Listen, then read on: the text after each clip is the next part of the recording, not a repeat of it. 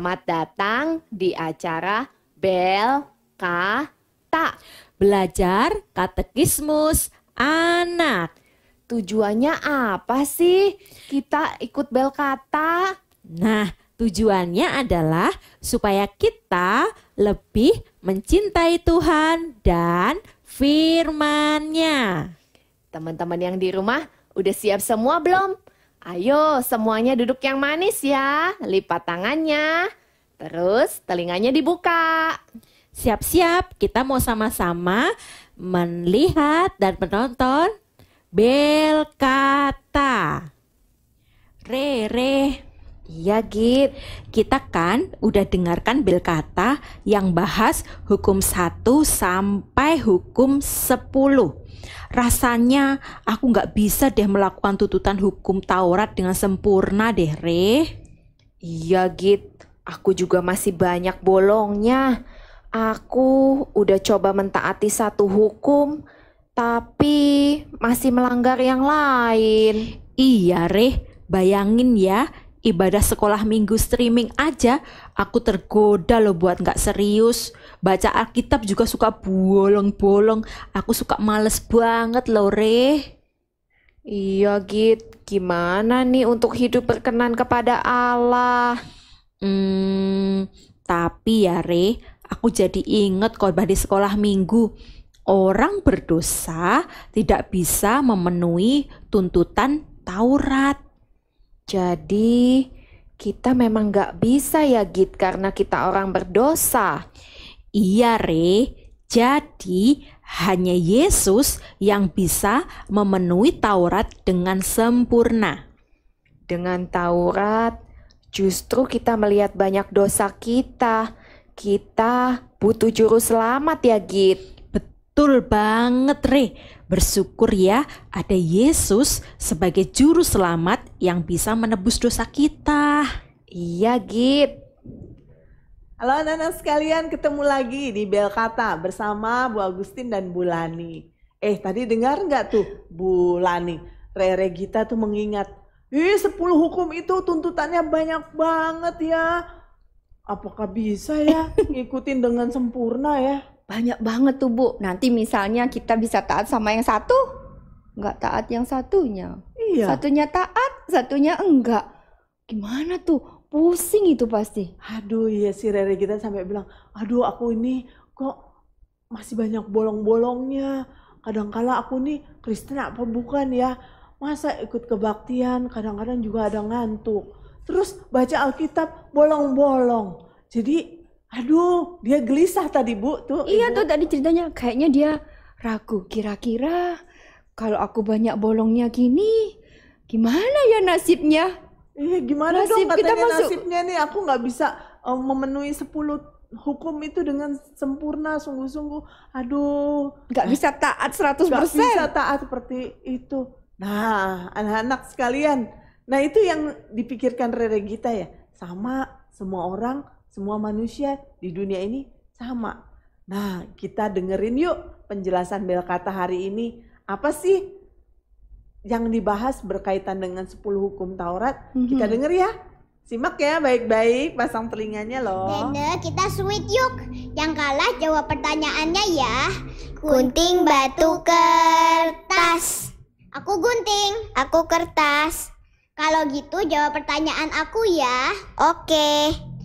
Mampukah kamu memenuhi tuntutan hukum Taurat? Wah, kayaknya nggak mampu. Hukum Taurat kan ada banyak banget. Aku jadi pengen tahu jawabannya Bu Agustin dan Bu Lani. Kalau gitu kita langsung tanya saja ya. Ayo. Wah, ada pertanyaan apa lagi tuh Bu? Anak-anak nanya apa lagi nih? Pertanyaannya ini gampang-gampang susah Bu. Apa itu? Pertanyaannya gini nih. Mampukah kita itu memenuhi tuntutan hukum Taurat? Ayo anak-anak, tahu nggak? Mampu nggak kamu memenuhi hukum Taurat? Jawabannya apa? Tidaklah. Sejak Adam dan Hawa jatuh dalam dosa, sejak kejatuhan Adam dalam dosa, satu-satunya pribadi yang mampu melakukannya hanyalah Tuhan Yesus, Bu. Tuhan Yesus saja ya? Iya, kita nggak bisa. Kita orang berdosa. Hanya Tuhan Yesus saja. Nah, yang bisa melakukannya. Hmm. Nah, Bu, tahu nggak? Ada nggak orang-orang, misalnya contoh nih ya, ilustrasi orang yang cita-citanya jadi pilot, kira-kira syaratnya apa jadi pilot? Bu Lani tahu nggak yang mau jadi pilot? Yang jadi pilot itu pastinya dia harus pertama lulus SMA dulu, Bu. Umurnya juga paling nggak kalau lulus SMA tuh 17-18 lah. Harus setelah itu nanti apalagi ya? Nilainya harus Wah, bagus. ya iya dong, Bu. Kan jadi pilot, Bu. Nah, bukan hanya nilai saja loh, Bu, yang Apa bagus. aja? Wah, ternyata ada tes-tes banyak, Bu. Nah, tuh ada yang dites segi kemampuannya. Kemampuannya itu kira-kira dia mungkin bisa kalau lagi emosi, misalnya, Bu, bisa menguasai emosinya enggak? Terus pengetahuannya, terus fisiknya juga. Sehatannya ya, Iya. nggak boleh penyakitan ya. Loh, kalau penyakitnya nanti pesawatnya jatuh dong, Bu. Terus jadi Performa fisik ya, jadi fisiknya harus bagus. Itu apa sih performa fisik itu apa ya? performa fisik itu tubuh kita tuh diperiksa, Bu. Jadi misalnya dari apa saja, punya penyakit yang berat enggak? Riwayat penyakitnya. Iya, riwayat penyakitnya apa aja. Terus kemudian Buta warna nggak? Nah, iya, bisa bedain warna hijau sama biru atau sama kuning Pernah enggak? pakai narkoba nggak? Nah, ya pasti tuh pernah pakai narkoba apa enggak? Jika kedapatan salah satu saja, misalnya kita buta warna atau pernah pakai narkoba atau bisa ada, jadi nah pilot wis sudah nggak bisa jadi pilot, Bu. Waduh, susah ya jadi pilot. Susah, Bu, jadi pilot itu. Ya ampun, ternyata jadi pilot itu ada tuntutan persyaratannya besar sekali. Kalau cita-cita jadi pilot dan ternyata nilai rapot kamu jelek juga nggak bisa. Terus kalau kita memelas gitu, kepengen diterima jadi pilot, bisa nggak? Ya nggak Tolong bisa. dong, saya kepengen jadi pilot, nggak bisa ya? Nggak bisa ya? Nggak bisa jadi pilot, tapi saya kurang di sini, tolong dong dimasukin Nggak gitu, bisa diterima. ya. Nggak bisa, Bu. Jadi kalau sekolah pilot aja tidak mau menurunkan standar tuntutan ya, Nggak mau. persyaratannya untuk kamu. Sebaliknya justru kamu yang harus mencapai standarnya itu ya. Nggak bisa diturunkan. Nggak bisa, Nah, Bu. ternyata ya demikian juga halnya dengan Tuhan kita. Allah memberikan tuntutan persyaratan. Bagaimana kita harus menjalani hidup ini? Bagaimana kita mengetahui tuntutan tersebut? Nah, itu semua tertulis di dalam hukum 10. Taurat, 10 hukum. Jadi, anak-anak sekalian, kita nggak bisa melakukan dengan sempurna, hanya Tuhan Yesus saja yang bisa. Karena kita sejak manusia jatuh dalam dosa, kita tidak bisa memenuhi tuntutan persyaratan. Padahal Allah di sini memberikan 10 hukum, itu bagaimana kita harus menjalani hidup ini. Bagaimana kita harus mentaatinya. Nah, semuanya itu tertulis di dalam hukum Taurat. Nah, kita akan lihat berikutnya pertanyaannya apa lagi ya? Udah jelas belum, Dana, penjelasannya tadi? Ya, udah jelas. Sejak Adam jatuh dalam dosa, satu-satunya pribadi yang mampu melakukan semua hukum Taurat hanya Tuhan Yesus. Iya, betul. Aku ada pertanyaan kedua nih. Apa manfaat hukum Taurat bagimu? Wah, kalau ini aku belum tahu. Ayo kita tanya sama-sama Bu Lani, Bu Agustin. Nah, pertanyaannya apa lagi, Bu? Nah. Udah nggak Bu sabar. Agustin kalau ketemu sama bulan nih, pertanyaannya apa? Wah, siap-siap nih, stoknya banyak, Bu. Tenang aja. Pertanyaannya, apa manfaat hukum Taurat bagi kita? Apa manfaat hukum Taurat bagimu atau bagi kita? Ada yang tahu nggak, anak-anak di rumah? Hukum Taurat itu mengajarkan kepada kita apa yang berkenan kepada Allah. Dan betapa kita itu membutuhkan seorang juru selamat. Itu dia. Jadi manfaat ya, kan bicara manfaat hukum Taurat bagimu seperti itu. Jadi hukum Taurat mengajarkan kepadaku apa yang berkenan kepada Allah dan betapa aku ini membutuhkan seorang juru selamat. Nah, coba Ibu lihat deh di dalam Roma 7 ayat 7. Di dalam Roma 7 ayat 7 itu dikatakan gini. Jika demikian, apakah yang hendak kita katakan? Apakah hukum Taurat itu dosa? Sekali-kali tidak. Sebaliknya, justru oleh hukum Taurat aku telah mengenal dosa. Karena aku juga tidak tahu apa itu keinginan, kalau hukum Taurat tidak mengatakan jangan mengingini. Iya, jadi hukum Taurat menyatakannya ya kepada kita. Nah, di Gunung Sinai Allah memberikan hukum Tauratnya kepada Israel, dan Allah menjabarkan gimana Allah itu menginginkan mereka umat Israel untuk hidup sebagai umat yang dipisahkan baginya. Jadi umat yang kudus itu artinya dipisahkan baginya, bagi Allah. Khusus ya, Bu? Karena Allah adalah Allah mereka yang sudah menyelamatkan mereka. Nah, Israel harus merespon dengan rasa syukur. Dengan cara apa? Mengasihi dan mempercayai Allah. Dan Israel harus berjalan di dalam jalannya Allah, Bu. Melayani Allah dari hati mereka. Dan menaati perintah-perintahnya yang diberikan Allah kepada mereka demi apa? Demi kebaikan mereka. Jadi di sini bukan demi apa yang lain, tapi demi kebaikan mereka. Nah, Bulani bisa lihat di situ ada tentang waktu manusia jatuh ke dalam dosa. Waktu manusia jatuh ke dalam dosa tuh adik-adik, hati manusia itu bisa merasa bersalah karena telah berbuat dosa.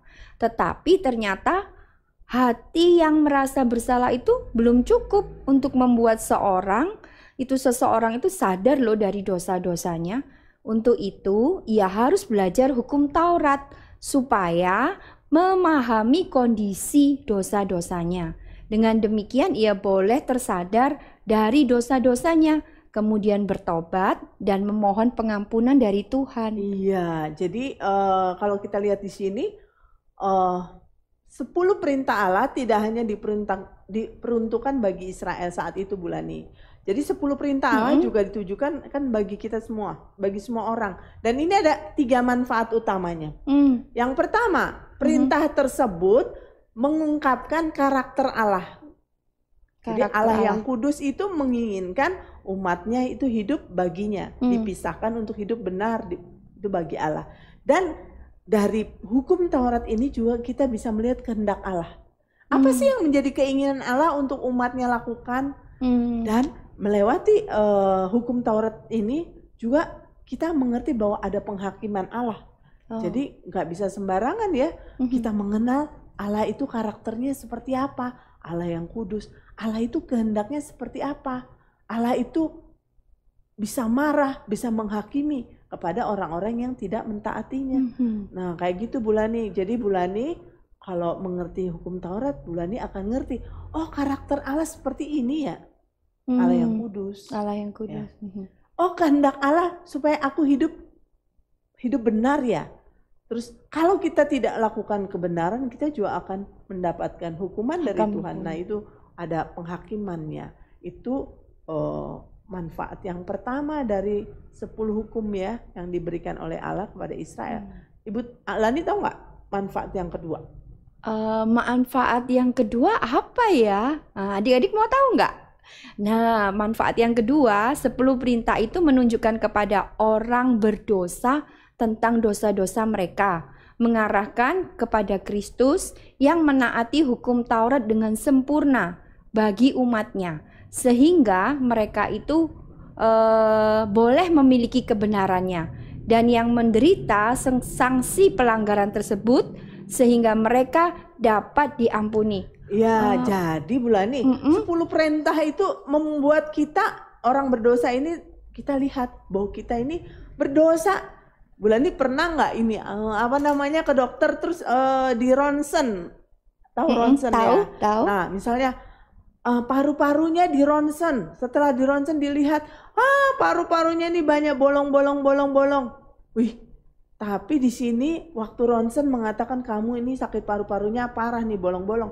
Tapi ronsen itu tidak mengobati penyakitnya. Nah itu sama hukum Taurat juga gitu. Waktu kita orang berdosa lihat hukum Taurat, wih, ternyata saya banyak dosanya ya, nggak bisa memenuhi hukum 1, hukum 2, 3, 4. Aduh banyak bolongnya ya. Kalau gitu saya ini berdosa sekali ya. Justru di situ hukum Taurat membuat kita tahu bahwa kita orang berdosa dan membuat kita diarahkan untuk percaya kepada Kristus. Kenapa? Karena cuma Tuhan Yesus Kristus yang bisa mentaati hukum Taurat dengan sempurna. Makanya waktu orang percaya kepada Yesus Kristus yang manusia yang tidak berdosa itu yang mentaati hukum Taurat, maka kita juga menjadi orang-orang yang bisa diampuni dosanya karena kita percaya kepada Kristus yang sudah memenuhi hukum Taurat dengan sempurna itu, Bu Lani. Jadi gitu maksudnya ya, Bu? Iya, justru karena hukum Taurat kita jadi tahu kita ini dosanya banyak, orang berdosa kita yang dosanya banyak. Kayak cermin tuh hukum Taurat. Jadi kita tahu, oh ini dosa kita banyak gitu. Iya, dan kita diarahkan kepada Kristus. Oh. Bahwa Kristus saja yang sanggup mengampuni dosamu karena Kristus satu-satunya manusia yang berdosa, yang tidak berdosa dan mentaati hukum Taurat dengan cara sempurna. Bu Rani tahu nggak manfaat yang ketiga? Nggak tahu deh, Ibu aja. Nah, tahu nggak anak-anak manfaat yang lain? Jadi tadi udah manfaat 1, 2, yang ketiga. Meskipun mentaati 10 perintah itu tidak bisa menyelamatkan siapapun, siapapun nggak bisa diselamatkan. Tapi Allah mengatakan kepada kita, bagaimana di dalam perintah tersebut kita ini sebagai umat tebusannya harus menunjukkan rasa syukur. Rasa syukur kita kepada Allah. Jadi ketika kita memikirkan tentang bagaimana Allah penuh kuasa menyelamatkan saya dengan cara mengutus anaknya untuk membayar hutang dosa kita, kita bisa merespon dia dengan cara taat, dengan cara percaya, dengan cara kita bersyukur kepada Tuhan.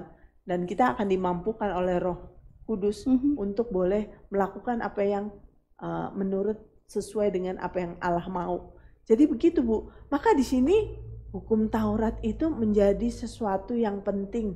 Ya, karena Allah sedang memimpin kita supaya hidup sesuai dengan maunya Allah. Nggak bisa maunya sendiri hidup. Nggak bisa. Harus sesuai dengan apa yang menjadi kehendak Allah. Cuman yaitu waktu kita lihat hukum Taurat, ternyata saya banyak bolongnya ya. Iya. Saya seperti Rere Gita tadi. Betul. Bolongnya banyak banget. Pertama bisa, kedua gagal. Yang ketiga mungkin bisa, keempat gagal. Aduh, terus katanya si Rere bilang, aku juga kebaktian, baca Alkitab, kadang masih bolong-bolong. Kadang ngantuk ibadah. Aduh, gimana ini? Udah jadi orang Kristen kok kayak begini sih? Nah, di sini kita lihat, begitu juga hukum Taurat.